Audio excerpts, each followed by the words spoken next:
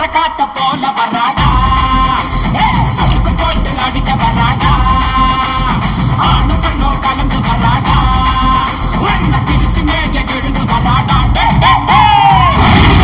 கொங்க விளையாட வரா காஞ்சனா போல கண்ணு கோவத்துல செவப்பு கட்டிய மரம் போல விவசாய்க்க வரா காஞ்சனா.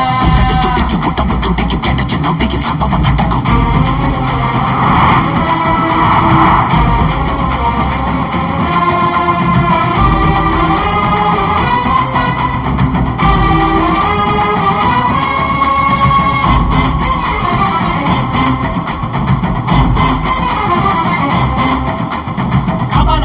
கழுத்தில் உருள கண்களை பார்த்தால எவனும் மிரள அகல வேளையில் வேட்டைக்கு வரான அதிரி புதிரியாச்சு.